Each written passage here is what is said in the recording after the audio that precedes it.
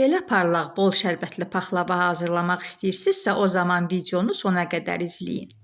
İlk öncə quru ərzaqları qarışdırıb, ardından digər ərzaqları əlavə edib, yumuşaq ələ yapışmayan xəmir yoğururuq. Xəmiri yarım saatlıq dincəlməyə qoyuruq. Bu zaman vaxt itirmədən şərbəti hazırlayırıq.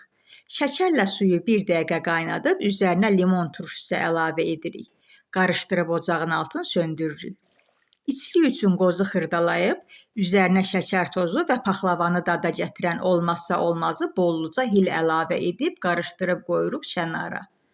Sonra xəmiri alt və üst hissəsi böyük olmaqla 12 kündəyə ayırırıq. Tavanı bolluca yağlayıb, alt yuxanı sərib, içliyi tökmədən ikinci yuxanı səririk. Ardınca son 2 yuxanı çıxmaq şərti ilə hər bir yuxanın arasına içliyi tökürük. Paxlavanın üstündən əlimizlə yüngülcə bastırırıq ki, yuxalar bir-birinə yaxşı yapışsın. Yarım saatlıq soyuducuya qoyuruq ki, kəsən zaman yuxalar oynamasın. Sonra üzərini xətkeş vasitəsilə ölçüb kəsirik. Bir bütöv, bir sarısı olmaqla yumurtanı süzgəcdən keçirib hamısını yediririk paxlavanın üstünə. Ardından qozu düzüb sobaya qoyuruq.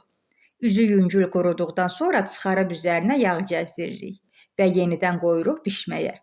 Tam bişdikdən sonra isti paxlavaya soyuq şərbəti gəzdirib qoyuruq soymağa və nəticə göz qabağında. Dadını bilmək üçünsə hazırlamaq lazımdır. Eləyən hər kəsə nuş olsun.